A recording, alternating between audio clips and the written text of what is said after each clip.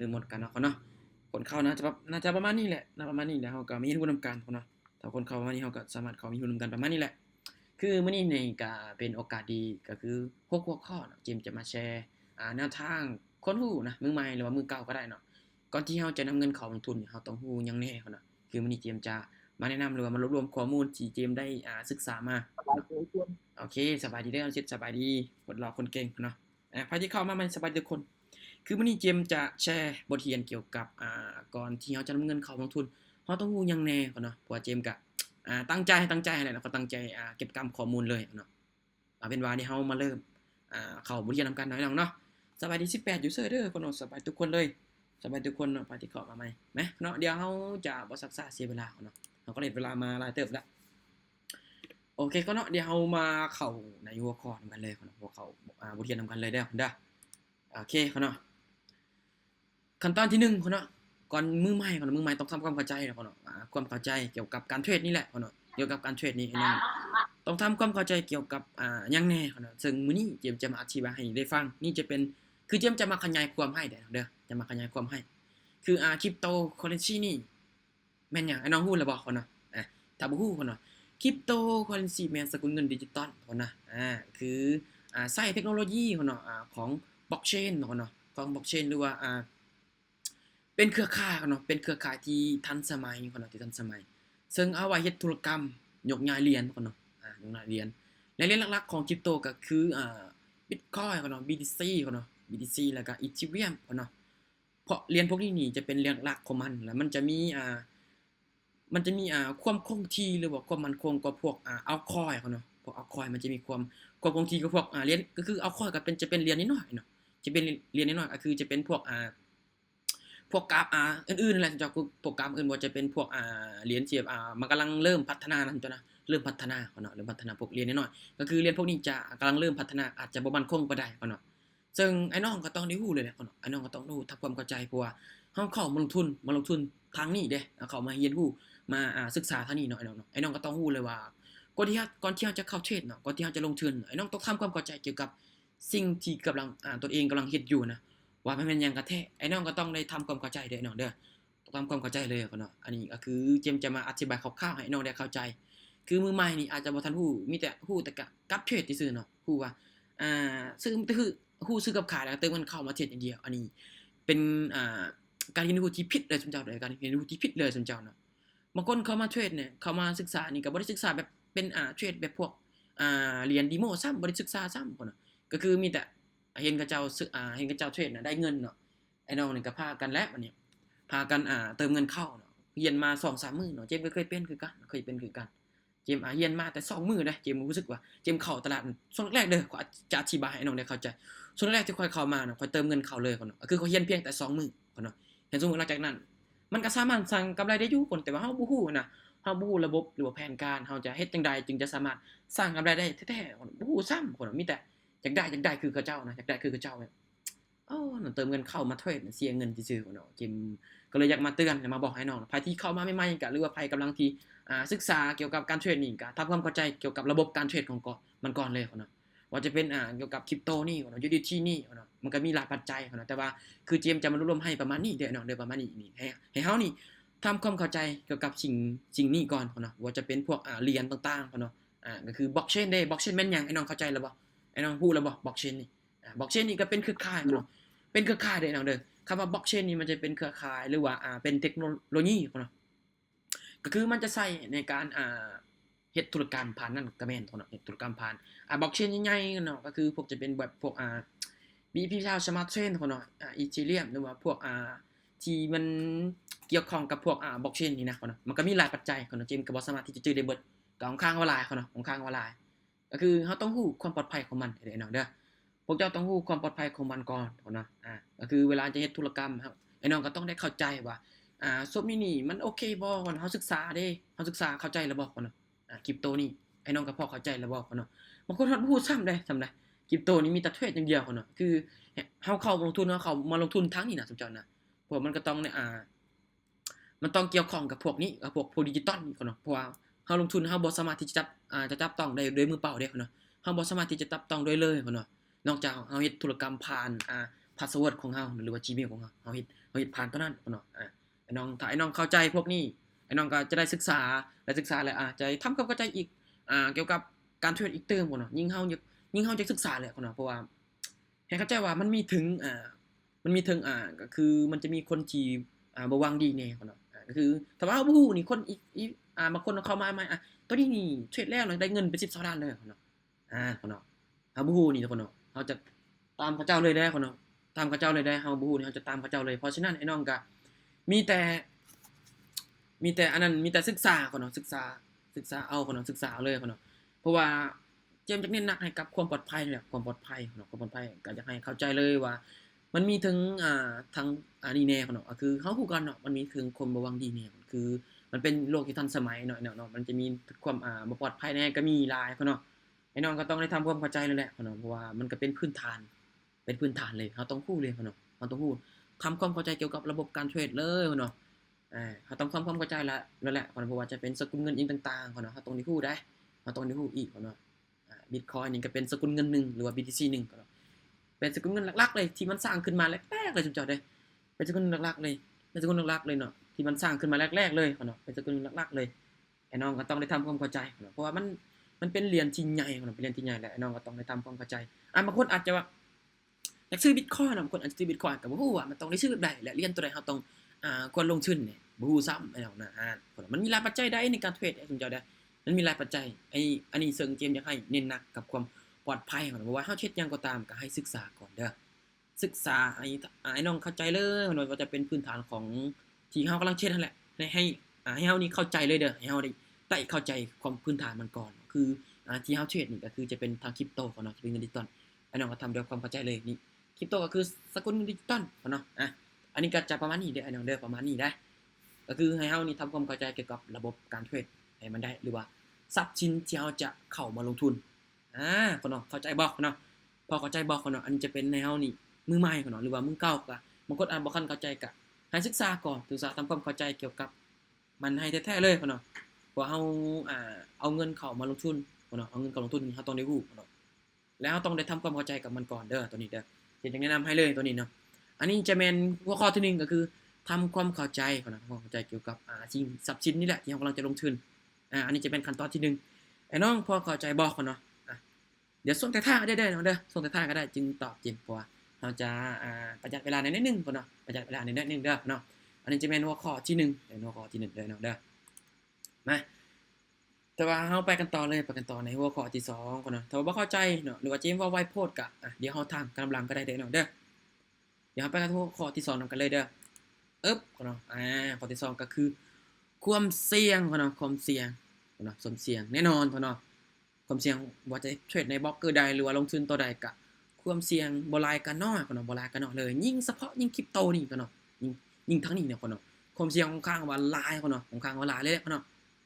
ไผที่บ่ทันได้เข้าใจลองฟังเบิ่งเนาะคือความเสี่ยงเดี๋ยวเจมส์จะมาขยายความนิดนึงเนาะคือความผันผวนของราคาทางนี้เนาะสามารถแล่นขึ้นแล่นลงได้เนาะ15-50%เลยเนาะได้เวลาบ่ฮอดชั่วโมงซ้ำได้บ่ฮอดชั่วโมงซ้ำเนาะบ่ฮอดชั่วโมงเพราะคริปโตนี่มันบ่มีตัวกลางเนาะบ่มีรัฐบาลบ่มีธนาคารมาคุ้มครองอีกเนาะนี่เนาะก็คือมันบ่มีแค่แบบมันบ่ได้มีไผคุ้มครองของมันคือมันจะขึ้นอยู่กับกลุ่มคนคือเฮานี่แล้วก็หลายๆคนอีกเนาะเขาเจ้าเข้ามาก็คือมันจะช่วยกันพัฒนาได้หลายๆคนนี่ก็คือมันจะมีทั้งคนกลุ่มคนใหญ่และกลุ่มคนน้อยเนาะเข้ามาทำธุรกรรมก็ค่อนข้างว่าจะผันผวนค่อนข้างว่าสูงเนาะเพราะฉะนั้นเนาะไอ้น้องก็สาเหตุที่อยากให้ไอ้น้องเนาะศึกษาก็คือราคามันค่อนข้างว่าผันผวนค่อนข้างว่าสูงและความเสี่ยงก็สูงสิ่งเดียวที่จะลดพรความเสี่ยงได้เนาะก็คือเรียนรู้อยู่ตลอดเวลาเนาะอันนี้จะเป็นส่วนลดพรความเสี่ยงเนาะไอ้น้องเข้าใจบ่เนาะเป็นหยังตลาดในมื้อที่เฮาเข้าเด้เนาะเป็นหยังจึงมันบ่ปกติเนาะบ่ปกติบางทีในมื้อที่เฮาเข้าอาจจะได้กำไรในมื้อที่เฮาเข้าก็ตลาดอาจจะบ่ได้กำไรที่ว่าบ่เป็นไปตามที่เฮาคาดว่าบางทีอินดิเคเตอร์ที่เฮาเข้ามาวิเคราะห์สวยขอศึกษามาตึงนะดีนะคนเนาะแต่ก็ยังพลาดมันคือเก่าคนเนาะนี่คือจะบอกว่าตลาดคนเนาะมันบ่มีแค่เฮาออกในออเดอร์นั่นนะที่เฮาเข้าในออเดอร์แรกเนาะในว่าในออเดอร์ที่เฮากำลังกดซื้อหรือกดขายมันบ่มีแค่พวกเจ้าได้คนเนาะมันมีหลายกลุ่มคนมีหลายกลุ่มคนเลยเนาะ มันบ่มีแค่เฮาบ่มีแค่เฮาแต่เทรดได้เนาะมันมีหลายกลุ่มคนว่าจะเป็นพวกทางประเทศอื่นๆก็มีหลายเนาะมันบ่มีแค่ประเทศเฮาเนาะมันสิมีหลายแล้วมีหลายปัจจัยแน่เนาะ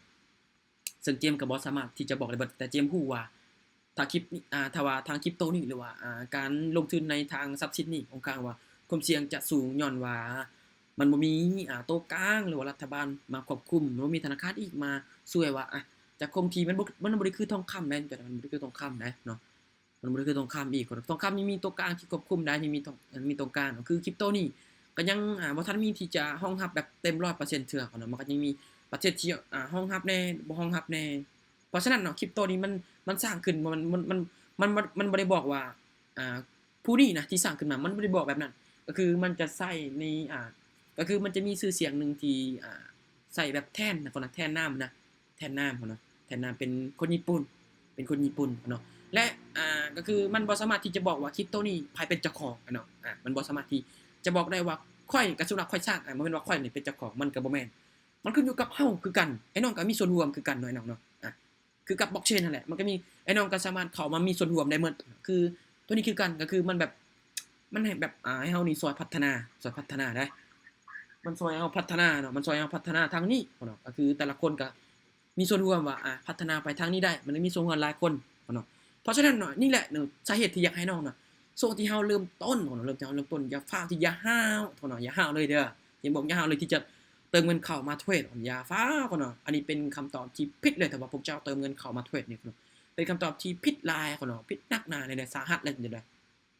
อันนี้เป็นคำตอบที่ผิดเลยเจมส์อยากบอกเลยย้ำเลยเด้อเพราะว่าเป็นหยังจริงๆว่าเพราะว่าเจมส์เคยมาผ่านมาก่อนแล้วเนาะเคยผ่านมาก่อนแล้วจริงก็เลยอยากมาเน้นหนักให้กับไอ้น้องอยากคือให้ระมัดระวังเนาะก่อนที่เราจะลงทุนในทรัพย์สินใดหนึ่งเราก็ต้องรู้ว่าในสิ่งที่เราลงทุนนี้มันเป็นจังได๋กันแท้เนาะมันเป็นจังได๋มีความปลอดภัยหลายบ่เนาะและทรัพย์สินที่เราเข้ามาเทรดเข้าลงทุนนี่มันมีรูปแบบเป็นจังได๋เนาะไอ้น้องพอเข้าใจบ่ตัวนี้เนาะคือเนาะฮู้เจมส์อยากให้ฮู้ว่าคริปโตนี่เนาะมันความเสี่ยงสูงทุกคนเนาะสูงหลายเนาะสูงหลายแต่อย่าลืมว่าความเสี่ยงที่มาความเสี่ยงที่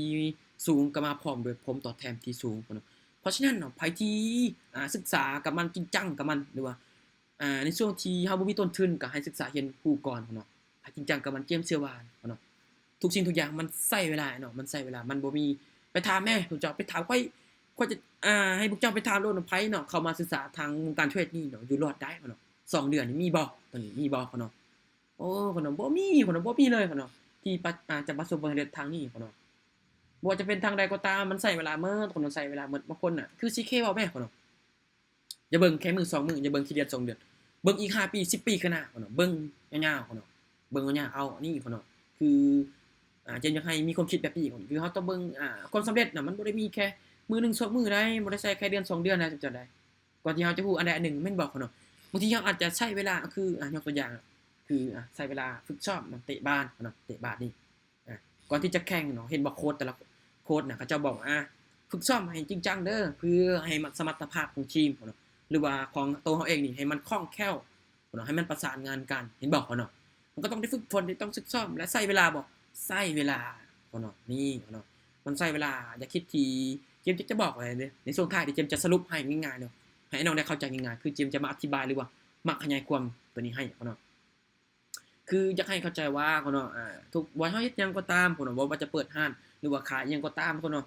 ใช้เวลาเมิดใช้เวลาล้วนแต่ผ่านประสบการณ์เนาะก็บ่เจ็บก็บ่จื้อเนาะบ่เจ็บบ่จื้อบ่จำเจอด้วยตนเองจึงจะจื้อจะจำคือเจมแม่เจมบอกแม่แนะนำให้น้องนะ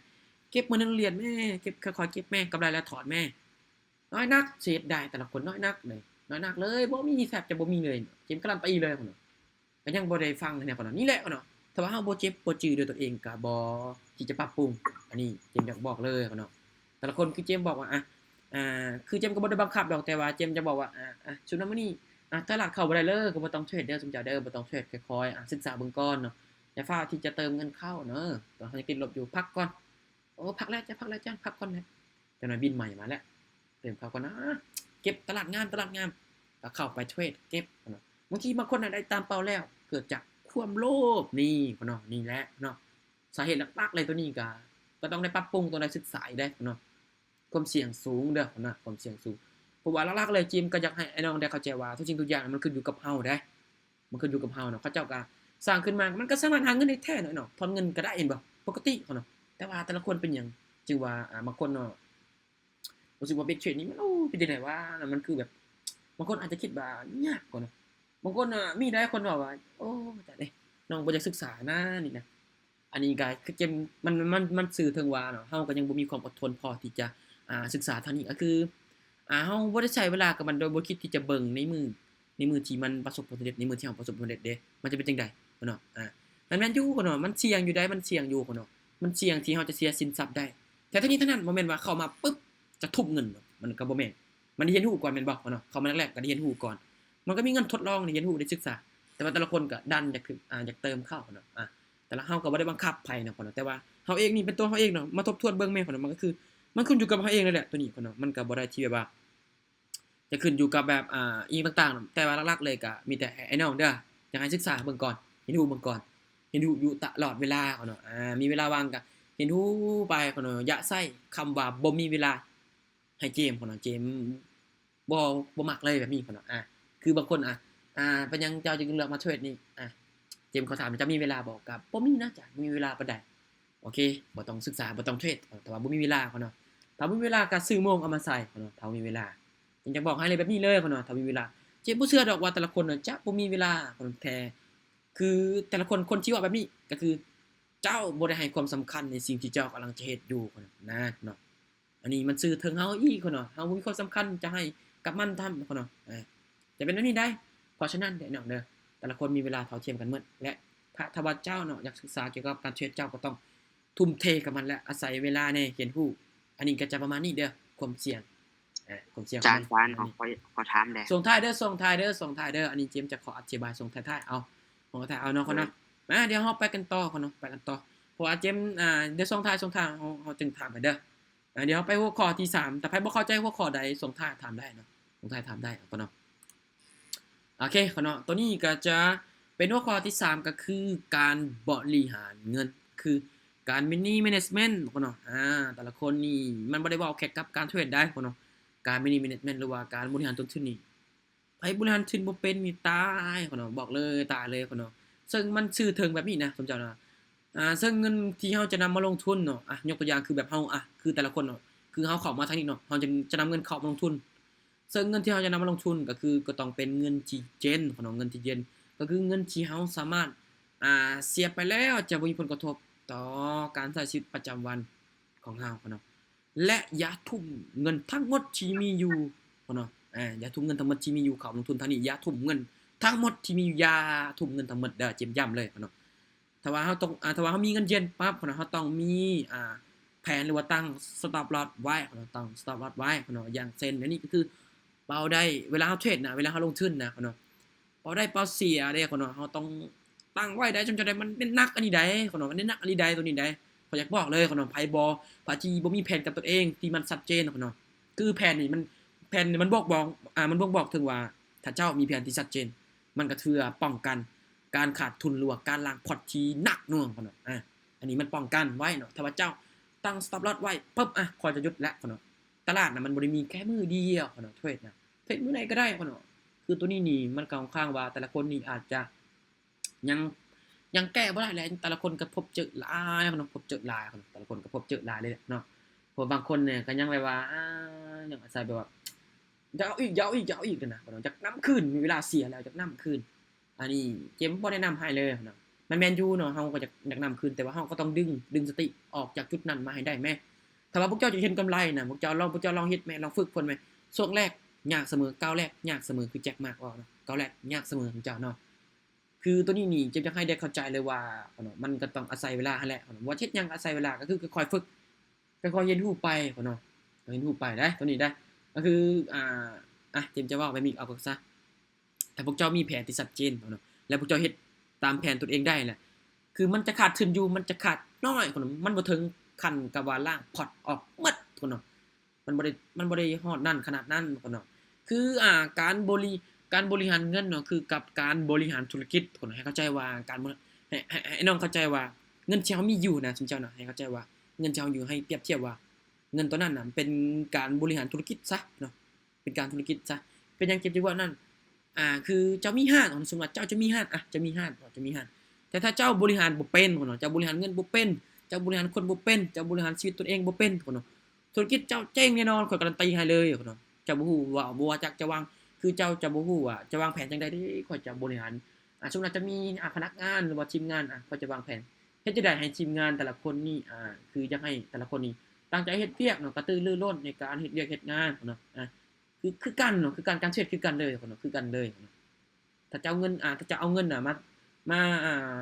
าบริหารบ่ดีคือว่ามาใช้แบบสุรุ่ยสุร่ายพุ่นเนาะออกไปจังซั่นจังซี่ก็คือเฮ็ดนั่นเฮ็ดนี่ก็คือแบบลักษณะแบบว่าเฮาบ่ได้ศึกษาตัวนั้นนำพร้อมนั่นน่ะก็คือว่าเฮายังขาดพวกนี้เฮาบ่ทันมีความรู้ทางการบริหารต้นทุนบริหารเงินทรัพย์เฮายังบ่ทันเข้าใจว่าการบริหารสินมันแม่นหยังเฮายังบ่ทันได้เข้าใจซ้ำพุ่นเนาะพุ่นเนาะอันนี้เจมส์จะฝากเป็นเบิกบ้านให้เด้อไผที่บ่ทันเข้าใจพุ่นเนาะไปศึกษาเอาเองจึงจะได้เข้าใจคือเจมส์เว้านี่เจมส์ก็เว้าได้อยู่แต่ว่านะคนแบบบ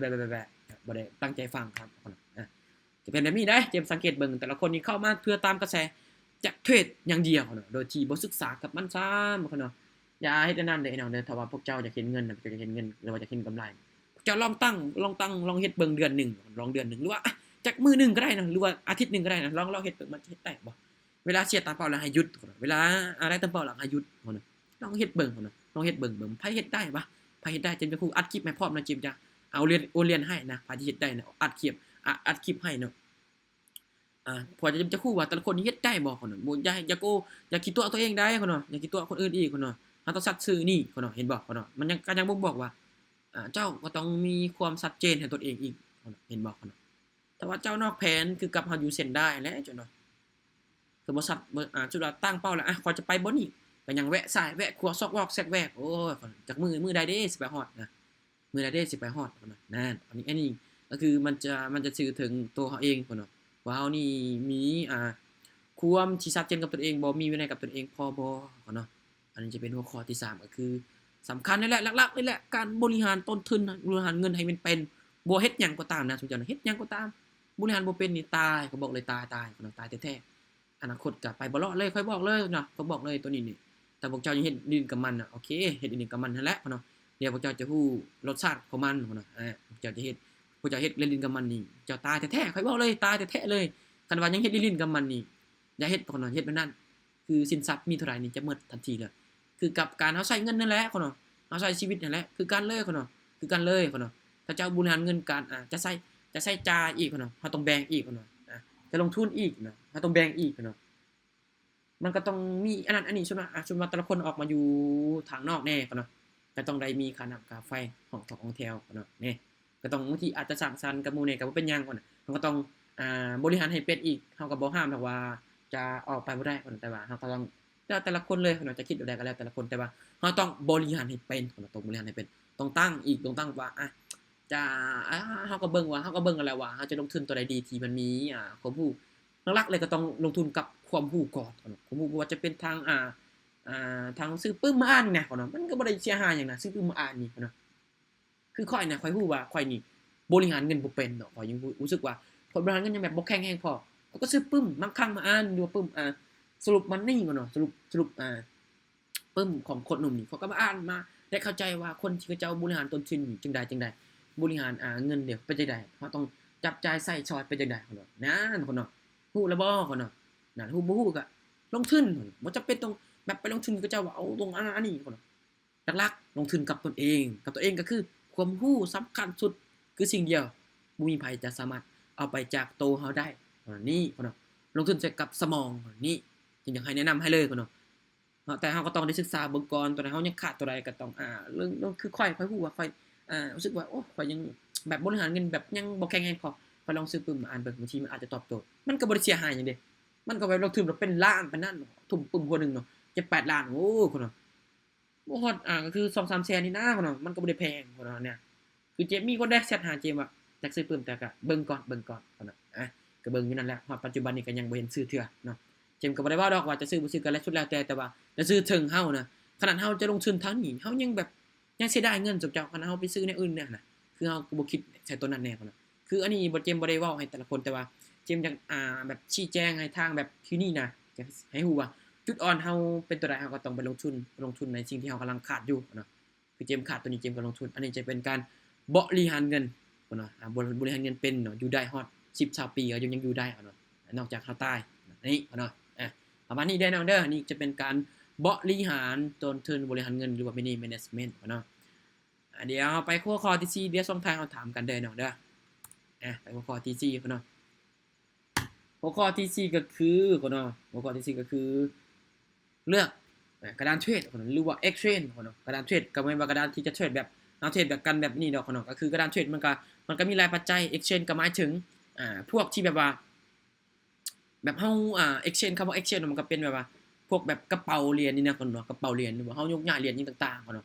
เวลาเฮาใช้เฮ็ดธุรกรรมต่างๆเนาะอันนี้จะเป็น exchange ก็คือจะเป็นกับพวกแบบกระเป๋า wallet กระเป๋าอันนี้ต่างๆเนาะก็คือมันจะเป็นระบบของการยกย้ายเหรียญหรือโอนเงินเหรียญประมาณนี้เนาะคือเจมจะมาขยายความให้ก็คือเรื่อง exchange ที่มีความปลอดภัยในการเฮ็ดธุรกรรมนี่นะแล้วเวลาเฮาเทรดนะผมจะเวลาเฮามีกำไรเลยบางคนบ่ฮู้ว่าจักถอนจังได๋นะคือ exchange มันจะมีหลาย exchange แน่เนาะก็คือมันจะมีหลายแน่เนาะอย่างเช่นบางคนก็มักใช้ Binance เนาะ Binance ก็คือมันก็คือมันจะมีหลายปัจจัยแน่เนาะมีหลายปัจจัยบ่ว่าจะเป็นพวกเอาคอยต่างๆเนาะก็คือมันจะเป็น exchange ก็คืออันนี้จะเป็นกระเป๋าหมดเนาะจะเป็นกระเป๋าแต่ว่าส่วนหลายเจมจะมักเฮ็ดใน Binance ส่วนหลายเจมจะมักเฮ็ดใน Binance ส่วนนี้ก็คือมันก็แม่น exchange คือกันพวกนี้ก่อนจะแม่นกระเป๋าหรือว่าในการเฮ็ดธุรกรรมต่างๆเนาะทุกคนก็ไปศึกษาเอาอีกเติมเนาะคือส่วนหลายเจมจะเฮ็ดใน Binance เนาะ Binance เพราะเจมก็รู้สึกว่ามันก็ปลอดภัยในทางนี้เนาะบางทีเฮาโอนเหรียญออกบ่ได้ก็เฮาก็ยังสามารถที่จะแจ้งซัปพอร์ตได้นะสมเจ้านะมันก็ยังสามารถที่จะแจ้งซัปพอร์ตได้เนาะแล้วเฮาก็ต้องได้เดี๋ยวตรวจสอบได้ตรวจสอบได้เรื่องค่าธรรมเนียมอีกเนาะซึ่งบ่ฮู้ว่าบล็อกคืออื่นนี่หรือว่า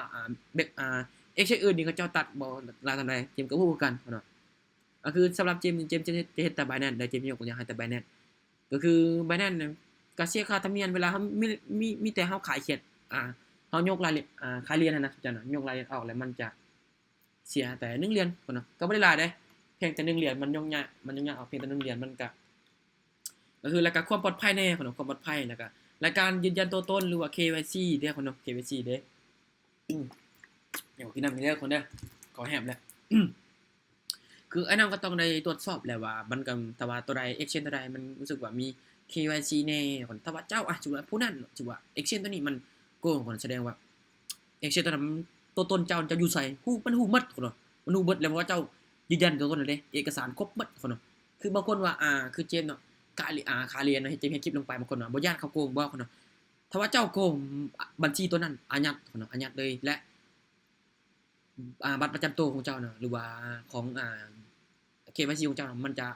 บล็อกเลยเนาะเจ้าจะบ่สามารถที่จะเฮ็ดธุรกรรมทั้งชีวิตตลอดชีวิตได้นะเจ้าจะกล้าแลกบ่ด้วยเงินนั้นส่ำนั้นนะ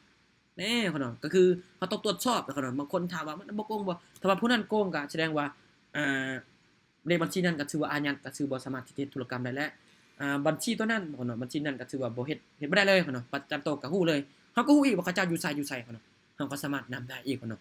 สามารถนำได้อีกแต่ว่าก็ต้องตรวจสอบแหละว่ามันมีบ่อนใดแน่ที่ว่าเฮ็ดธุรกรรมน้อยเนาะก็ต้องตรวจสอบได้ต้องตรวจสอบเลยเนาะให้น้องไปศึกษาอีกเนาะเพราะฉะนั้นเนาะก็อยากให้เรียนรู้ศึกษารายละเอียดมันเพื่อรู้ทันพวกแบบการฉ้อโกงหรือกลุ่มคนที่บ่ดีนั่นเองเนาะวันนี้จะเป็นเรื่อง exchange ที่มีความปลอดภัยส่วนหลายเจมจะเฮ็ดใน Binance เนาะก็คือเวลายกงานเรียนแล้วเฮ็ดธุรกรรมหรือว่าเฮาเฮ็ดแบบผ่าน P2P นี่จะโอเคกว่าเนาะเพราะว่ามันเป็นอย่างมากอะเฮาก็ผู้นั้นก็คือสมมุติแต่ละทีมงานสมมุติทีมงานเจมเนาะสมมุติเขาเจ้ามาเฮ็ดธุรกรรมกับเจมก็สมมุติมันเรียนบ่เข้าบ่เจมก็ไปตรวจสอบเบิ่งแล้วเจมก็รับผิดชอบอีกเนาะเจมก็รับผิดชอบเพราะว่าบางคนเนาะบางคนอาจจะบ่มีความรับผิดชอบแน่เฮาก็ต้องได้เบิ่งเนาะแต่ว่าที่สุดเฮาก็ต้องเฮ็ดผ่าน P2P นี่แหละผ่านคนที่เฮาสามารถเติมถอนได้ปกติทุกคนเนาะมันก็จึงสะดวกสบายเวลามีปัญหาหยังนี่แหละเนาะจึงอยากให้ไอ้น้องแนะนำจึงอยากแนะนำให้น้องเวลาเฮ็ดหยังก็อยากให้ตรวจสอบเบิ่งก่อนเนาะตรวจสอบเบิ่งก่อนนั่นแหละเพราะว่ามันก็มีหลายปัจจัยแน่มันก็มีหลายเฮาฮู้กันเนาะโลกที่มันทันสมัยบางคนอาจจะบ่ฮู้บ่ทันเขาเจ้าแน่เนาะก็ต้องได้เบิ่งต้องได้เบิ่งเนาะคือเจมส์ก็บางคนอาจจะคือเป็นหยังเนาะเวลาเฮาเติมเหรียญหรือว่าเฮ็ดธุรกรรมกับไอ้น้องทีมงานอื่นเนาะหรือว่าเด็กอื่นเขาเจ้าจึงมักขอบัตรประจำตัวทุกๆครั้งเป็นหยังจึงเขาจังขอก็คือเขาเจ้าก็ย้านหรือว่าทีมงานผู้นั้นคนผู้นั้นที่มาเติมเขาเจ้าก็ย้านว่าเจ้านี่มีตัวตนแท้บ่เนาะแล้วเจ้าอยู่ไสแท้เขาจะฮู้บ้านเมืองบางทีจะเอาอาจจะฉ้อโกงมันมีเด้มันเคยมีเด้ มันเคยมีเขาก็ต้องป้องกันไว้อันนี้ก็ต้องไผที่จะเฮ็ดก็ไผที่จะเติมก็เขาก็ต้องได้ให้กฎตามกฎระเบียบของเขาเจ้าที่ได้วางไว้แหละเนาะอันนี้เพราะว่าเพื่อป้องกันเด้มันเคยมีเนาะเขาเจ้าก็ระวังไว้แล้วเนาะต่างคนก็ต่างย้านต่างเสียเพราะฉะนั้นเราก็ต้องได้เฮ็ดตามเงื่อนไขตามขั้นตอนและบางคนอาจจะเอารูปคนอื่นไปเฮ็ดนั่นๆนี่ไอ้น้องก็ต้องได้เช็กเบิ่งเด้ต้องได้เช็กเบิ่งต้องได้ถามผู้คนเจ้าของแท้ๆเบิ่งต้องได้เบิ่งการตัวตนของเขาเจ้าแล้วมันมีหลายปานใดแตกต่างกันหลายปานใดคือเจมส์เนาะเจมส์ก็มีคนที่ว่าก๊อปเฟซเจมส์นะก๊อปปลอมนะก๊อปปลอมนะเขาเจ้าก็เขาเจ้าก็เอาไปอันนี้ได้ไปเช็ดหาว่าได้รางวัลท่านสามารถได้รางวัลรับรางวัลได้เนาะมันก็มีคนเฮ็ดเจมส์ก็โอ้คนที่เขาทีมงานก็แจ้งแชตมาว่าโอ้แม่นเจมส์บ่เจมส์ก็บ่แม่นเด้อบ่แม่นเจมส์บ่เคยทักหาไผก่อนเนาะนอกจากแบบทีมงานหรือว่ามีเวียกหยังเนาะส่วนหลายเจมส์คันว่าทักหาทีมงานเนาะส่วนหลายทักหาก็จะถามถึงการเทรดนี่ไปนจั่งใดโอเคบ่ยังบ่เข้าใจบ่ก็ทักคือเจมส์จะเอาใจใส่ในกับทีมงานของตนเองส่วนคนอื่นเนี่ยที่บ่แม่นใช้งานของเจมส์หรือว่าคนอื่นที่บ่เกี่ยวข้องกับเจมส์จะบ่ทักหาเนาะจะบ่ทักหาเด็ดขาดเลยเนาะจะบ่ทักหาสมมุติว่าเจ้าสำหรับมีผู้นั้นน่ะเราแจ้งหาเจมส์ติแต่ว่าแม่นเจมส์บ่แม่นจันบ่เจมส์ก็บ่แม่นเด้อบ่แม่นอย่าไปลงเชื่อได้อย่าไปลงเชื่อเจมส์ก็บอกกับเจ้าอันนี้แหละเนาะเฮาต้องระวังระวังกลุ่มคนเนี่ยอันนี้จะเป็นหัวข้อที่4เด้อเด้อหัวข้อที่4ก็คือเรื่อง exchange ก็คือเรื่องการเฮ็ดธุรกรรมนั่นแหละก็ต้องได้เบิ่งว่าตัวใดมีความปลอดภัยหลายบ่เราก็ต้องได้เลือกเด้อนะไอ้น้องเด้อเราก็ต้องได้ทำความเข้าใจเนาะดีที่สุดก็คือเฮาเฮ็ดธุรกรรมผ่าน P2P หรือว่าเฮ็ดผ่านผู้ที่รับให้ธุรกรรมให้เฮานะจะปลอดภัยกว่านะจะปลอดภัยกว่าเด้อตัวนี้เด้ออันนี้จะเป็นหัวข้อที่4ซึ่งจะเรียกหัวข้อที่4ตัวนี้คราวเดียวเฮาจะไปหัวข้อที่5กันเลยเนาะไปหัวข้อที่5กันเลยโอเคเนาะหัวข้อที่5ก็คือเรียนรู้ทักษะเนาะเรียนรู้ทักษะหรือred skill เนาะ red skill ของเฮาเราต้องเรียนรู้เนาะเราก็ต้องเรียนรู้อยู่ตลอดเวลานั่นแหละเนาะตัวนี้นะทักษะเฮานี่บ่มีไผที่จะมาบอกหรือว่ามาเฮ็ดให้เฮาเก่งขึ้นได้นอกจากตัวเจ้าเองนอกจากเจ้าเองนี่เนาะตามผู้นั้นตามผู้นี้ก็เขาเจ้าก็ช่วยว่าแนะนำให้เฮ็ดตัวนี้เด้อเฮ็ดตัวนี้เด้อแต่ละคนก็จะมีความแตกต่างกันหลายเนาะแต่ละคนก็จะมีความแตกต่างกันหลายเพราะฉะนั้นไอ้น้องก็ต้องมันขึ้นอยู่กับตนเองแหละเพราะว่าบางทีเขาอาจจะแนะนำแหละพวกเจ้าจะได้เฮ็ดตามบ่แหละนั่นเนาะเห็นบ่ขึ้นอยู่กับไผขึ้นอยู่กับเฮาเนาะเฮาเอาเวลาตอนนั้นไปเฮ็ดหยังแน่เนาะอันนี้มันบ่บอกเท่ากับเฮาเนาะคือ red skill นี่คือเจมจะมาเนี่ยขยายความเติมเนาะก็คือเรียนรู้การวิเคราะห์กราฟเนาะคือเฮาเทรดเนาะเฮาเทรดนี่หรือว่าเฮาลงทุนเท่านี้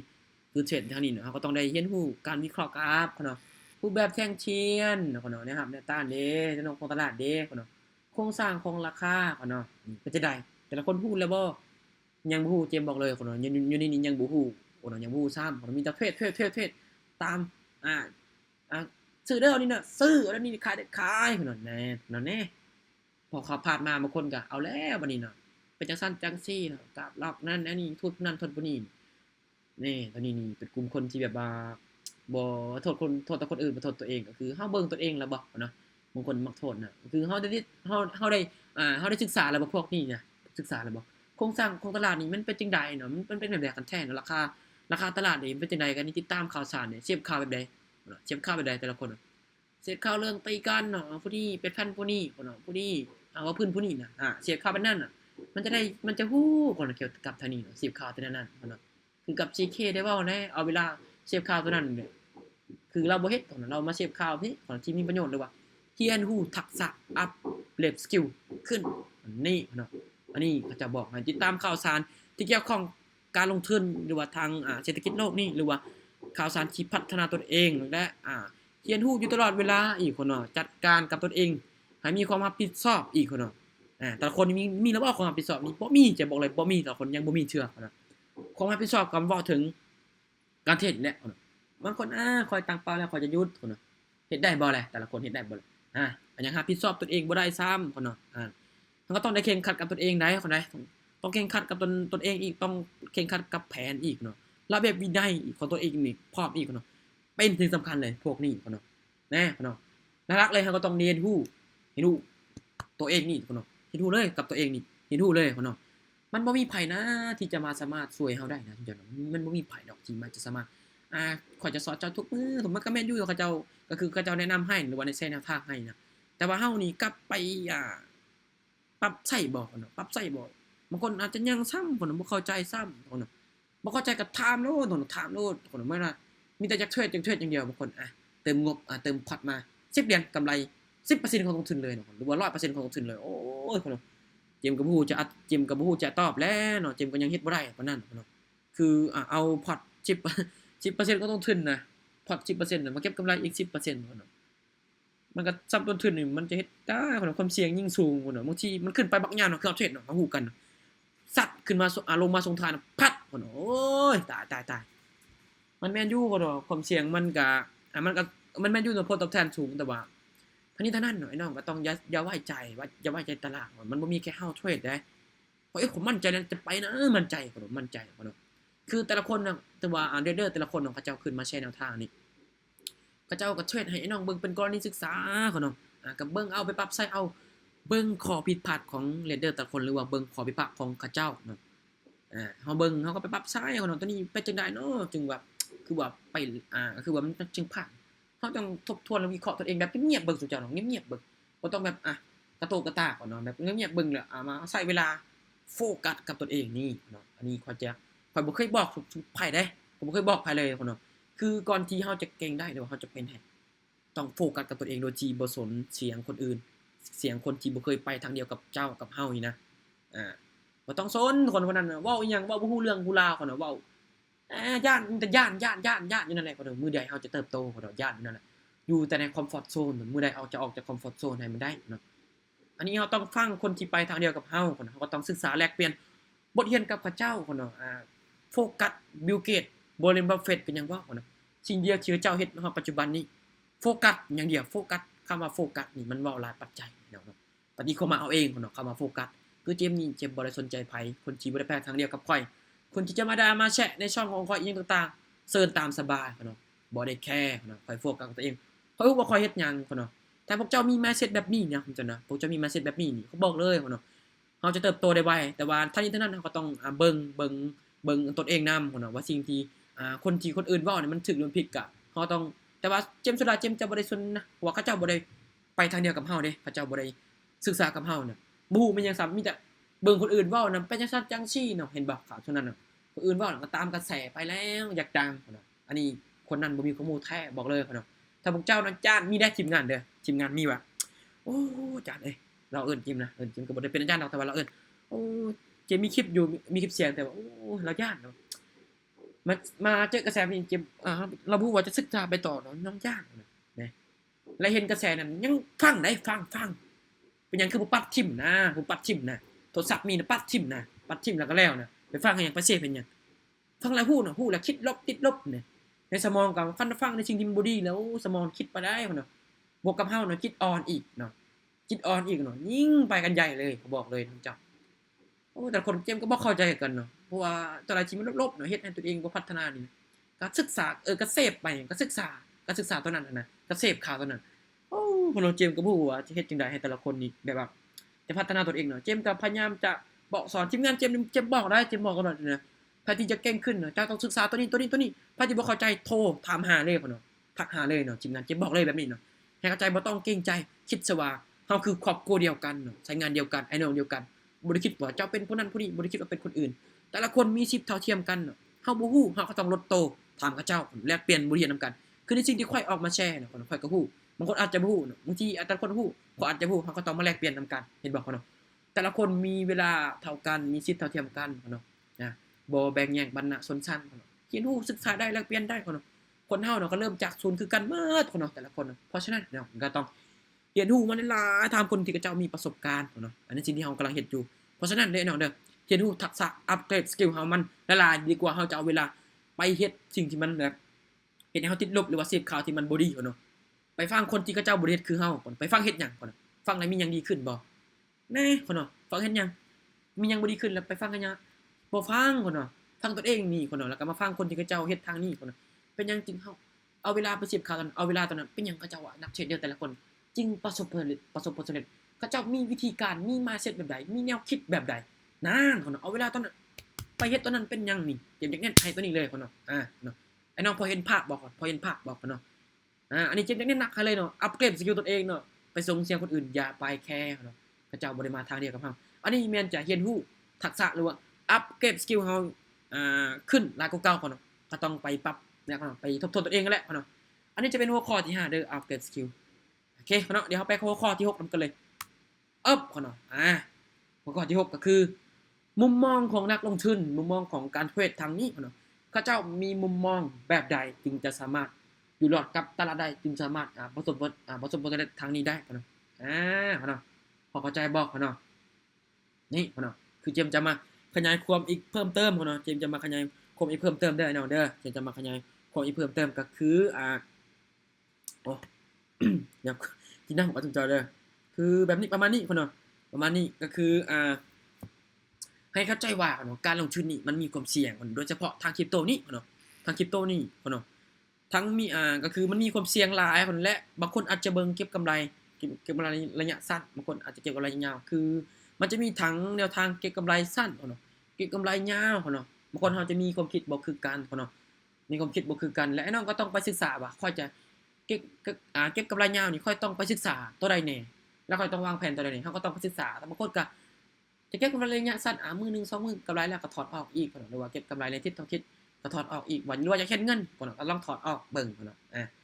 ก็คือจะบอกให้แนะนำให้เดี๋ยวบ่แนะนำให้เลยก็คือแบบว่าถ้าเจ้าอยากรวยไวเนี่ยแบบคือนี่นะแบบมันจะมีทางยาวสั้นเนาะแต่ว่าถ้าเจ้าอยากรวยไวภายในระยะ 5-6 เดือนเนาะบ่มีทางนี้บ่มีทางเลยเนาะไปถามโลดไปถามโลดคนที่เขาจะศึกษา 5-6 เดือน2เดือนนี่มีบ่มีบ่เขาเจ้ารวยทางนี้เขาจะแจ๊บซ้ำแจ๊บซ้ำคือบ่มีทางเลยเจมบอกเลยบ่มีทางบ่มีทางจะได้ช่วงนึงช่วงฝึกนั่นแหละฝึกแล้วก็นี่เฮาบ่ได้ผ่านประสบการณ์ที่แบบว่าจุดที่เฮาแต่ละคนที่หรือว่าคนที่เขาเจ้าเจอมาก่อนนะบ่ว่าก็คือมันจะใช้หลายปัจจัยแน่คือจะได้ช่วงอีกช่วงนึงเจมเชื่อว่าได้แต่ช่วงเดียวแล้วก็เสียมันคืนเพราะคนโซลานี้มักจะเสียเฉพาะจะเสียโดยมักจะเสียเฉพาะโดยนี้เพราะความโลภตัวเองนี่แหละเพราะความโลภตัวเองแล้วก็คือเฮาย้าน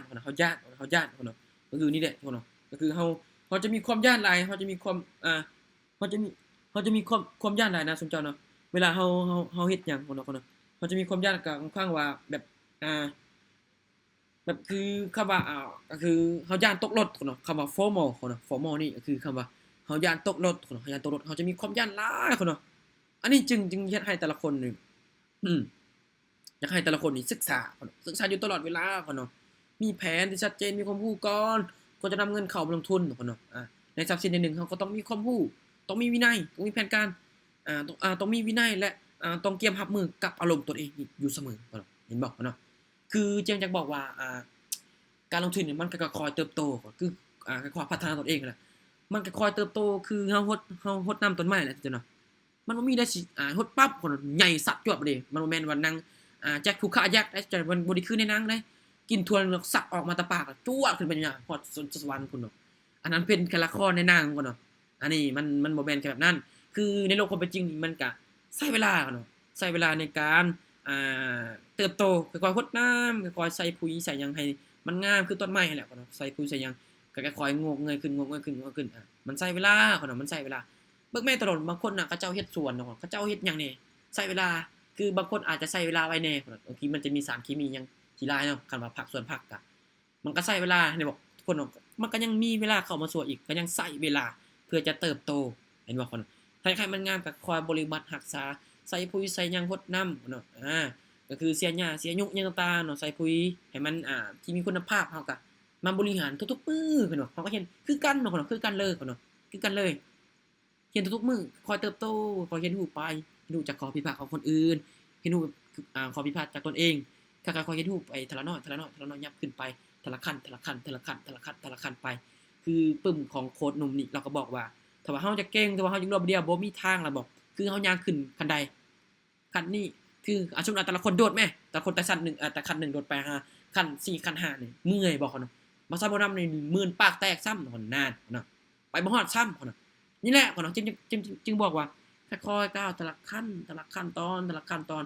ทุกสิ่งทุกอย่างมีขั้นตอนมีจังหวะเวลาจังหวะชีวิตของมันไปฟังไปฟังเจมส์เชื่อได้ตัวนี้ได้เจมส์เชื่อเลยถ้าเจ้าเก่งเท่าใดก็ตามถ้าว่าจังหวะชีวิตมันบ่เข้ามาในช่วงที่เฮานั่นโอ้เฮาจะท้อเลยจะท้อเลยเพราะว่าเฮามีความคิดที่แบบพออยากได้อยากประสบผลสำเร็จไวโพดนะแบบมันเจมความคิดคิดที่ว่าแบบ ถ้าว่าเฮาบ่ได้ผิดพลาดก่อนน่ะเฮาจะบ่มีวันเติบโตเจ้าบ่มีวันเติบโตเลยคันว่าเฮาบ่ผิดพลาดก่อนเพราะฉะนั้นไอ้น้องเนาะเฮ็ดจังบอกว่าค่อยๆเรียนรู้ก็พัฒนาพุ่นน่ะมันใช้เวลานะไอ้น้องมันใช้เวลาพุ่นน่ะมันใช้เวลาเพราะว่ายิ่งเฉพาะยิ่งการเทรดนี่พุ่นน่ะโอ้ไผที่จะคิดที่จะรวยไวพุ่นน่ะโอ้เจมส์บอกเลยพุ่นน่ะบ่มีทางถ้าเข้ามาตามกระแสนี่บ่มีทางพอร์ตเป็นเท่าไรรออันนี้ก็หมดพุ่นน่ะหมดแท้ๆหลังจากนั้นเชียร์ปั๊บบางคนก็อะท้อแล้วบางคนน่ะโดยเฉพาะวัยรุ่นคือเฮาเนาะบางคนอาจจะแต่ก็บ่ได้หมายถึงแต่ละคนดอกแต่ว่ามันคือวัยรุ่นคือเฮาน่ะส่วนหลายเจมส์เห็นน่ะเขาเจ้าแบบคืออะเจมส์น้องเจมส์เนาะคือมีแต่ลิ้นแต่กินเนาะไปนั่นไปนี่ก็คือบ่อยากเฮ็ดบ่อยากศึกษาคนบางคนเนาะเจมส์เห็นน้องเจมส์บ่ได้ว่าคนอื่นดอกเจมส์เว้าน้องเองนี่แหละเพราะว่าเฮาบอกสอนหยังเขาเจ้าก็บ่ฟังเพราะเขาเจ้าก็มีมีแนวคิดเป็นของตัวเองหรือว่าใหญ่คือขึ้นกับเฮาแล้วเนาะเพราะว่าเขาเจ้าเนาะเจมส์กับพี่น้องหลายคนเนี่ยเขาเจ้าก็ใหญ่เขาเจ้าก็บ่อยากฟังเฮานะถ้าสิฟังก็อาจจะได้ดีเจมส์สิว่าได้ดีเลยพุ่นน่ะเพราะว่าเจมส์ก็พยายามอบรมสั่งสอนหรือว่าให้คำแนะนำแต่ละก็คือให้ทั้งคนที่จะพร้อมที่จะพัฒนาตัวเองเนาะเจมส์ให้เลยอบรมสั่งสอนหรือว่าให้แนวทางไปเนาะคือเจมส์มาทำความเข้าใจว่าโลกมันความเป็นจริงเนาะมันใช้ทั้งเวลามันใช้ทั้งประสบการณ์มันใช้ถึงอ่าเห็นฮู้เนาะมันใช้แบบนี้เด้จังความเป็นจริงเนาะบ่มีไผดอกที่จะรวยไวเนาะสมมุติว่าสมมุติว่าเฮาถือเลขปั๊บเนาะบางคนเนาะมีแต่อยากลิ้นอยากกินบ่ต่อยอดบ่ต่อหยังเงินนั้นบ่โดนก็หมดเนาะเฮาใช้บ่เป็นบริหารบ่เป็นหมดเนาะอันนี้เลยเนาะเจมส์จึงฮู้ว่าการที่เฮาจะไปหาจุดใดจุดหนึ่งมันใช้เวลามันใช้ความผิดพลาดอีกหลายๆสิ่งหลายๆอย่างที่เข้ามามันต้องได้พบเจออีกเนาะโอ้เจมส์บอกเลยเนาะเจมส์ผ่านเจมส์รู้สึกว่าเจมส์ผ่านจุดนั้นแหละเจมส์เว้าเจมส์ขนลุกเด้เจมส์รู้สึกว่าเจมส์ขนลุกแล้วมันบู้ไปจะได้เนาะบักหน้าแตกเลยบู้ว่ามันแบบจังซี่นะคนเจ้ามันคือเฮาฮู้กันเนาะมันอาศัยเวลาแบบว่าตอนที่คนๆหนึ่งเนาะที่จะมีนั่นมีนี่ได้เนาะคือเจมส์ยกตัวอย่างเนาะ Red Dead แต่ละคนเนาะเห็นเราซื้อรถเนาะเจมส์ยกตัวอย่างเพราะว่าเจมส์ก็เห็นเราเป็นไอดอลคนหนึ่งถือว่าเราก็คือเจมส์ได้อบรมกับเรานี่เจมส์ก็เว้ากับเรากันเนาะได้อบรมกับเราว่าก่อนที่เราจะเฮ็ดได้สิ่งใดสิ่งหนึ่งคนเนาะโอ้คนเนาะผ่านจากความคำดูถูกหรือว่าดูแค้นของจากคนรอบข้างมันบ่มีไผดอกที่จะหวังดีกับพวกเจ้าเนาะค่อยเชื่อเลยคนเนาะน้อยสุดคนน้อยสุดเลยคนเนาะน้อยสุดเลยเนาะคือเราก็บอกว่าก่อนที่จะผ่านจุดนั้นได้โอ้เจ็บหลายเติบได้ เจ็บหลายเติบมีหลายปัจจัยเนาะเจมส์บ่อยากจะเว้าเจมส์ก็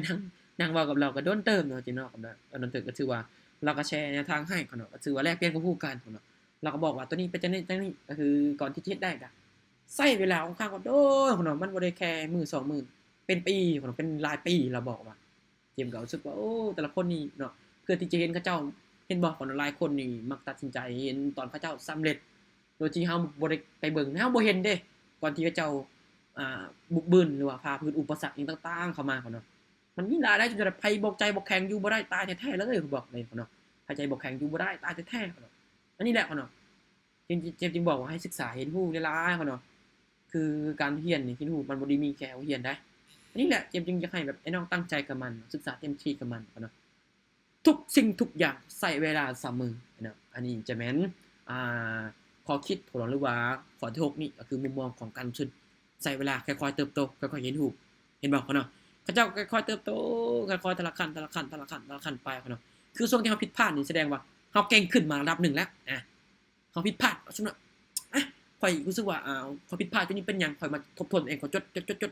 ดนี้โอเคข้อยปรับปรุงแสดงว่าข้อยเติบโตมาฮอดจุดนี้ถือว่ามาเก่งขึ้นในระดับหนึ่งเขาเนาะคิดบวกนำได้เขาเนาะถ้าต้องมีแบบพลังบวกเขาเนาะให้ตนเองเขาเนาะถึงจะบ่มีคนที่จะมาฮีลใจเฮาก็บ่เป็นหยังเขาเนาะ บ่มีไผที่จะมาฮีลใจอยู่ตลอดเวลานอกจากตัวเฮาเองเนาะพึ่งพาตนเองโลดเนาะอย่าพึ่งพาคนอื่นเนาะเจมส์ก็ยังแบบบ่ได้สนอที่จะพึ่งพาคนอื่นถ้าว่าจำเป็นอีหลีแต่ว่าส่วนนี้นี่ก็บ่มีเนาะน้อยนักน้อยนักเลยเนาะก็คือคันว่าพึ่งพาก็รบกวนให้เขาเจ้าน้อยที่สุดน้อยที่จะเฮ็ดได้เนาะเพราะว่าเฮาบ่ฮู้อีหลีคนเฮาก็ต้องได้ถามเนาะอย่าอายเนาะ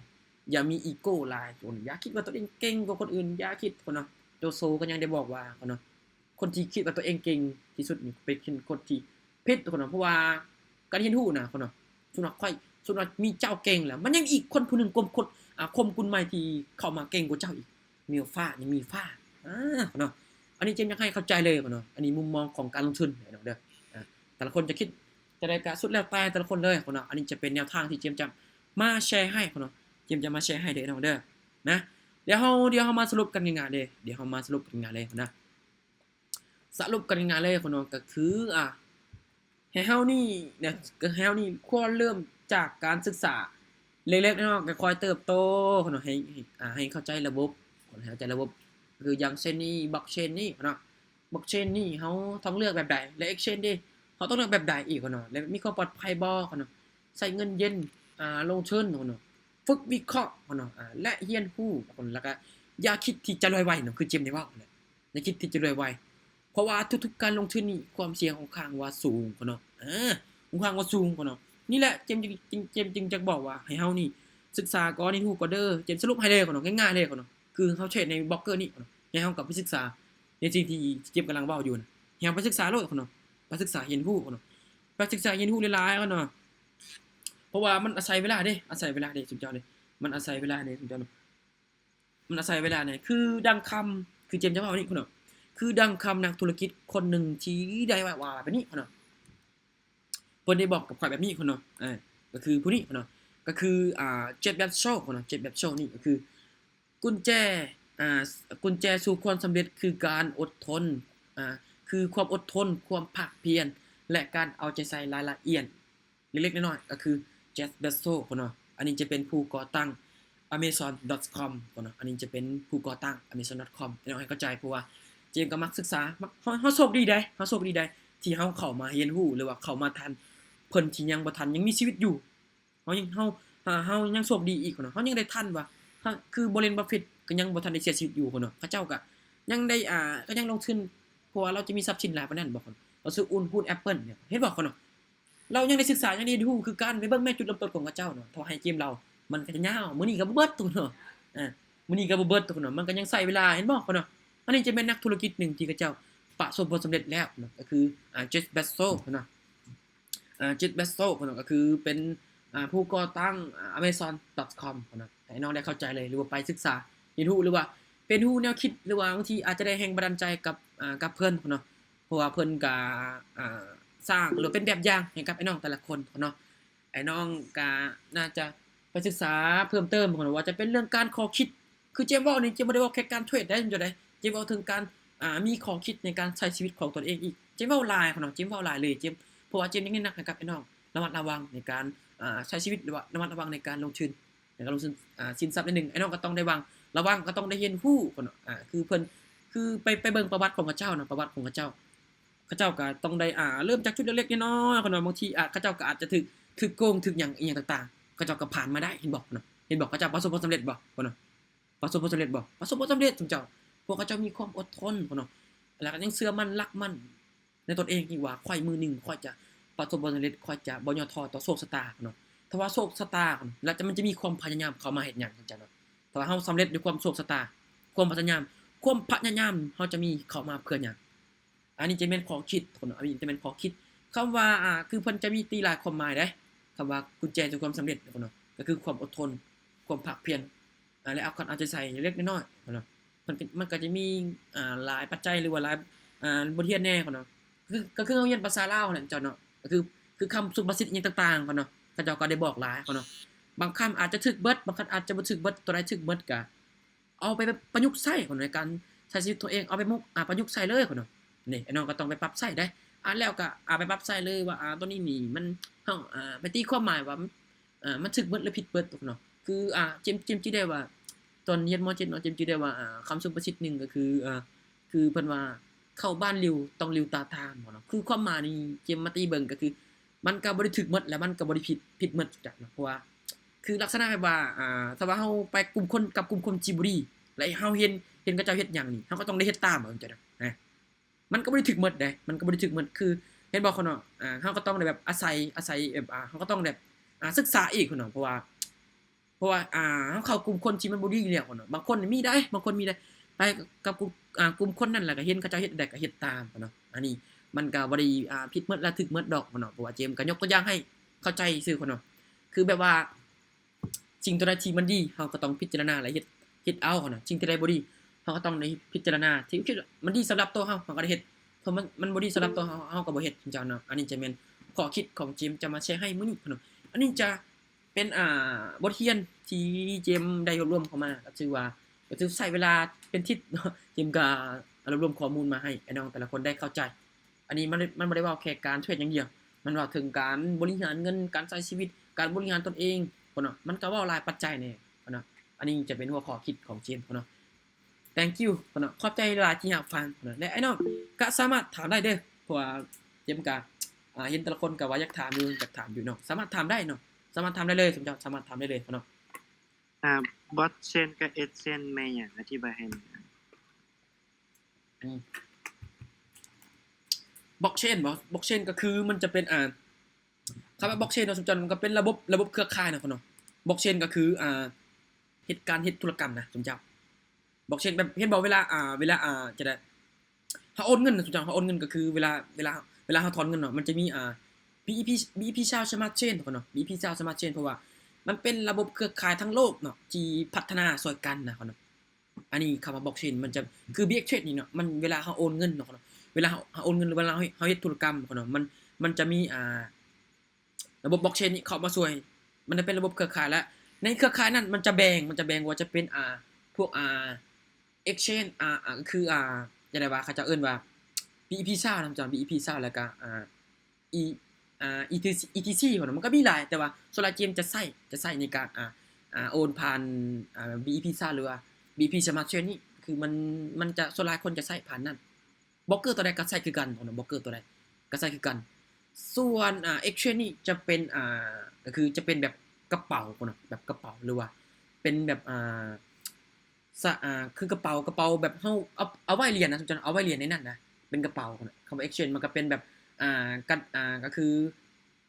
การเฮ็ดธุรกรรมเหมือนกันมันเป็น exchange นั่นก็คือเวลายกรายเงินคือกันมันก็ใช้ผ่านตัวนั้นคือกันคำว่า exchange เนาะก็คือมันเป็นกระเป๋าเวลาเฮาเอาไว้เหรียญในพวกนั้นมีความปลอดภัยบ่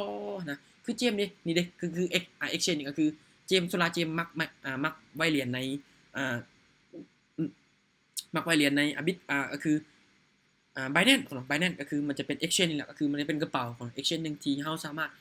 โยกรายเหรียญหรือว่าไว้เหรียญหรือว่าไว้สินทรัพย์ใน exchange นั้นได้เนาะอันนี้จะเป็นความแตกต่างของมันผมให้เข้าใจว่า exchange นี่จะเป็นมันก็อยากคล้ายๆกันแต่มันอยากคล้ายๆกันแต่มันจะแตกต่างไปว่า exchange นี่ก็คือมันจะเป็นกระเป๋าของเป็นกระเป๋าหรือว่าการเฮ็ดธุรกรรมอีกเนาะส่วนblockchain ก็คือเป็นเครือข่ายในการ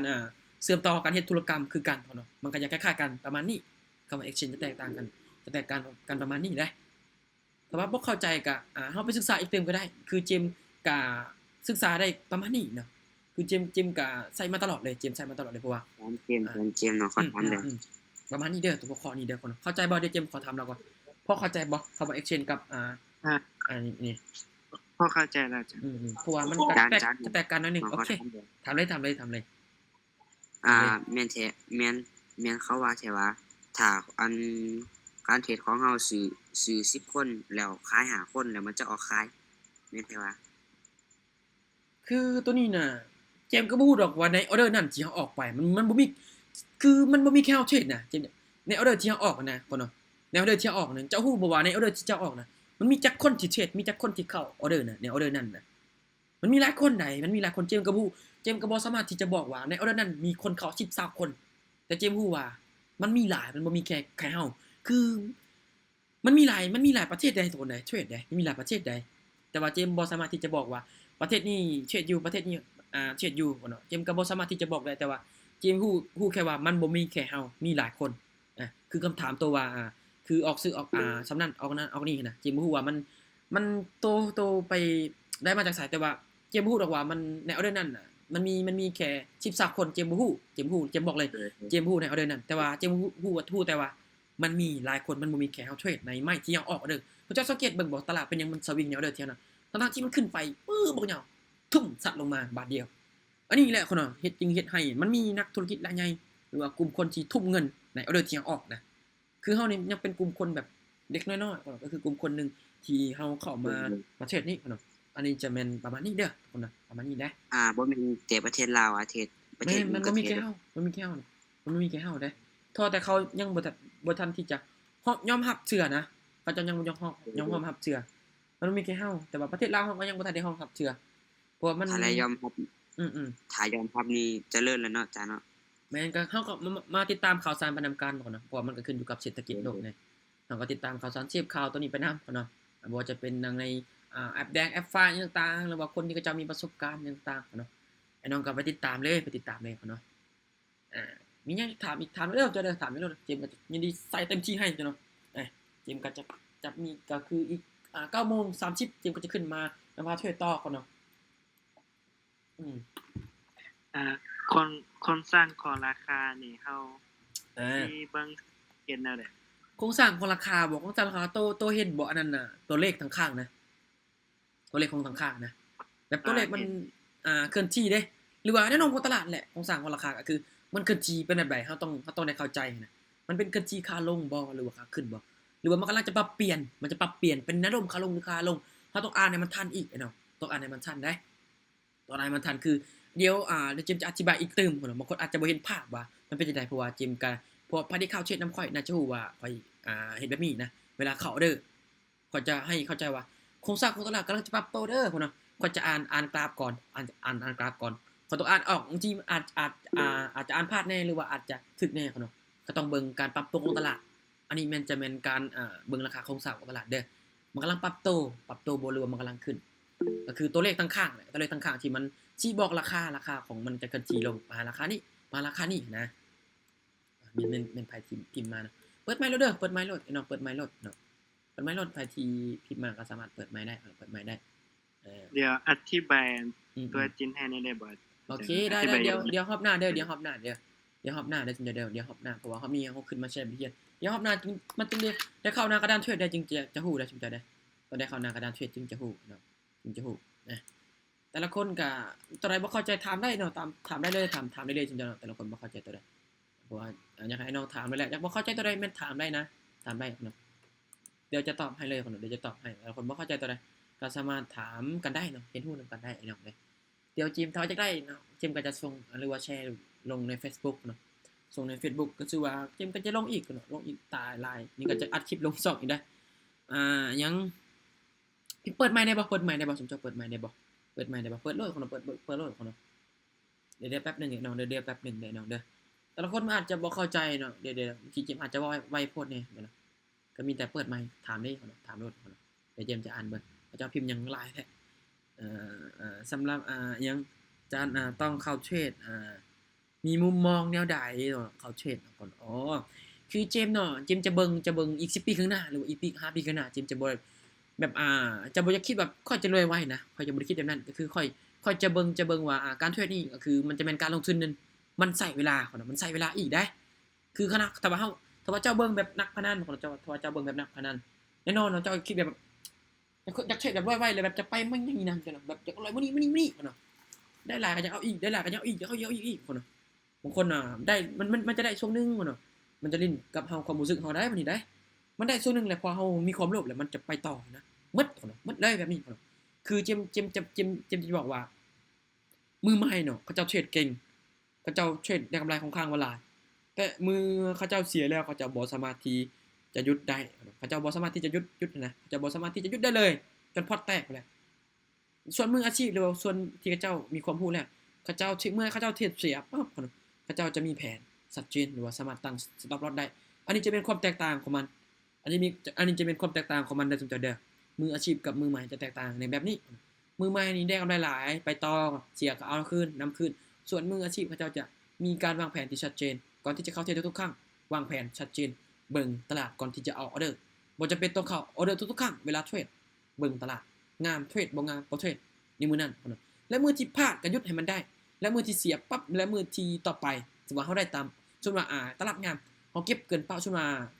ติว่าแต่ละคนเสียมื้อนี้5เหรียญแล้วก็จะเก็บอีกมื้ออื่นสมมุติตลาดงามพอดีตลาดงามก็เก็บเกิน5เหรียญเลย7เหรียญ8เหรียญ10เหรียญก็ว่ากันไปตามสภาพตลาดตัวจริงและมือได้แล้วก็หยุดให้มันได้เนาะหรือว่าจะถอนออกเป็นเงินกีบแล้วจดใส่บัญชีหรือว่าจดใส่เจียไว้เนาะจึงจะเห็นเงินล้านเงินแสนแล้วมาสรุปเบิ่งในท้ายเดือนว่าเฮานี่จะมีเงินเห็นเงินบ่เนาะอันนี้จริงๆอยากให้น้องได้เข้าใจเลยเนาะเพราะว่าแต่ละคนนี่บางคนนี่จะมีแนวคิดที่แบบโอ้ยได้หลายก็ความรู้เฮาแน่เนาะยังเป็นความรู้ที่แบบว่าอยากได้มื้อนี้นะสมเจ้านะมันเป็นหยังที่แบบโอ้ยเนาะเป็นไปได้ยากเลยเนาะมันก็สามารถได้อยู่เนาะแต่ว่าเฮาต้องคิด มันขึ้นอยู่กับมุมมองความคิดเฮาอีกไอ้น้องอ่าตอนน่ะเจมส์ออกออเดอร์บ่ตอนเจมส์ออกออเดอร์ตอนเจมส์ออกออเดอร์เนาะใส่เหตุผลในการออกออเดอร์ทุกๆครั้งหรือออกหรือออกมั่วโอ้เพิ่นว่าเจมส์เชิดนี่เจมส์บ่ได้ออกมั่วได้เจมส์เชิดนี่คือเจมส์จะบอกว่าเจมส์คือไผที่เข้าเทรดนำข้อยน่าจะฮู้ว่าข้อยใช้เวลาวิเคราะห์ตลาดนี่ค่อนข้างว่าโดนพุ่นเนาะออเดอร์ใดข้อยบ่มั่นใจนี่ข้อยบ่ได้เทรดเนาะแม่นบ่ไผที่เข้ามานำข้อยน่าจะฮู้ออเดอร์ที่บ่มั่นใจข้อยจะบ่เข้าออเดอร์เลยข้อยจะเบิ่งตลาดไปก่อนจนกว่าข้อยจะเข้าใจตลาดในนั้นจุดนั้นข้อยจึงจะออกออเดอร์พุ่นและจะวิเคราะห์ตามที่ตนเองได้หรือว่ามั่นใจหรือวิเคราะห์ได้ถ้าพลาดก็บ่เป็นหยังก็จับจุดใหม่อีกถ้าว่าไผที่เทรดนำข้อยนั่นถ้าว่าข้อยจับจุดได้เนาะวินกันหลายเติบได้เนาะถ้าว่าเสียก็คือเสียก็คือหยุดเลยเนาะถ้าว่าข้อยเสียก็คือหยุดเลยอันนี้จะแม่นการเทรดของข้อยก็คือข้อยจะสังเกตเบิ่งตลาดก่อนออกออเดอร์ทุกๆครั้งเลยเนาะแล้วก็ต้องข้อยคิดไว้แล้วนะว่าตลาดปัจจุบันนี้ต้องเป็นแบบนี้อันนี้จะเป็นการเทรดของข้อยก็ น้องขอถามหน่อยอาจารย์ อืมน้องก็อยากให้อาจารย์เพิ่มเติมครับในการมุมมองในระยะยาวได้จ้ะ มุมมองเพิ่มเติมบ่มุมมองเพิ่มเติมเกี่ยวกับมุมมองของระยะยาวซึ่งถ้าว่าเฮาเบิ่งบ่เก็บกำไรแบบในระยะยาวเนาะคือความหมายของคำว่ามุมมองนี่เนาะมองระยะยาวก็คือเฮาศึกษาแม่นว่าเฮาจะใช้เวลาแค่มื้อ2มื้อใดเนาะมันบ่งบอกถึงว่าเฮาต้องอาศัยเวลานะและการเทรดคือกันเนาะเพื่อเฮาจะได้แบบกำไรหรือว่าเฮาต้องแบบไปจุดสุดสำเร็จนะคือมันต้องมีแบบมีช่วงที่แบบข้อผิดพลาดแน่บางทีมื้อนี้อาจจะได้ตามเป้าก็อาจจะก็ได้ไปก็ต้องหยุดให้มันได้อันนี้จะเป็นมุมมองของข้อยเด้อเวลาเชียร์ก็ให้หยุดให้มันได้เพราะว่าข้อยจะเบิ่งเพราะว่าข้อยฮู้ว่าการเทรดนี่มันมีได้มีเสียแล้วมันบางทีมื้อที่ข้อยเข้าได้ก็เข้าได้มื้อที่เข้าบ่ได้ก็เข้าบ่ได้อันนี้ข้อยเมื่อเวลาเสียปึ๊บแล้วเวลาโตเชียร์เวลาโตเทรดเสียแล้วเจมส์ขอถามตัวเด้อเวลาโตเทรดเสียแล้วโตนำคืนบ่โตเติมพอร์ตเข้ามาบ่ตัวโตเทรดจนล้างพอร์ตบ่หรือว่าเวลาล้างพอร์ตแล้วก็เติมเข้ามาบ่โตลองลองตอบตอบเจมส์บ่มีเทรนด์ยังไงอาจารย์ นั่นเห็นบ่พ่อเนาะคือเฮายังเบิ่งแบบว่าอยากเอามื้อนี้นะอยากได้มื้อนี้เห็นบ่พ่อเนาะมันนี่แหละมันจะแตกต่างกันแบบนี้ก็คือเจมส์จะเบิ่งว่าการเทรดนี่สมมุติว่าข้อยเสียมื้อนี้โอเคข้อยจะหยุดตามเป้าเลยข้อยจะบ่ไปต่อแล้วพ่อเนาะก็คือข้อยเสียตามเป้าแล้วข้อยจะหยุดทันทีเลยจะบ่มีการแบบไปต่ออีกบ่มีอีกเนาะบ่มีเด้พ่อเนาะบ่มีเพราะว่าเจมส์เคยผ่านจุดนั้นมาแล้วนะข้อยเคยผ่านจุดนั้นมาแล้วพ่อเนาะก็จะประมาณนี้แหละชุมเจ้าเด้อโอ้พ่อเนาะเริ่มเบิ่งเวลาจนกลายเวลาเด้อชุมเจ้าจนกลายเวลาโอ้อีก10นาทีพ่อเนาะเจมส์ก็จะขึ้นนภาเทรดอีกชุมเจ้าเด้อโอ้ยพ่อเนาะอีก10นาทีหรือเจมส์หรือเบิ่งเวลาเนี่ยชุมเจ้า ขอถามอีกได้บ่อาจารย์ โอ้พ่อเนาะเดี๋ยวล้างไม่ได้บ่ได้ล้างได้ไหมเพราะว่าเจมส์ต้องอีก10นาทีเจมส์จะขึ้นนะชุมเจ้าจะขึ้นนภาเทรดนะเพราะว่ามงนี้ โอเค ได้บ่ชุมเจ้าได้บ่เพราะว่าข้อยต้องได้ขึ้นโมงนี้นะจะต้องได้ขึ้นโมงต่อไป ได้โอเค โอเคก็เนาะเดี๋ยวเราพอกันเดี๋ยวเรามีตติ้งเด้อเนาะเดี๋ยวเราพอกันเด้อหรือว่าบ่มีหยังบ่เข้าใจสามารถอินบ็อกซ์หรือว่าส่วนตัวได้เนาะ ขอบใจอาจารย์สำหรับบทเรียนมื้อนี้อาจารย์ขอบ โอ ใจห เค ลายๆ ขอบใจทุกคนเด้อเดี๋ยวเราพอกันเดี๋ยวเราต่อไปเดี๋ยวเราพอกันเด้อคนบ๊ายบายเดี๋ยวพอกันเดี๋ยวเดือดแน่นอนเราต่อไปเดือดแน่นอนโอเคก็เนาะเดี๋ยวเราพอกันเด้อมีหยังบ่เข้าใจสามารถถามปรึกษาได้ส่วนตัวได้แน่นอนเด้อโอเคก็เนาะบ๊ายบาย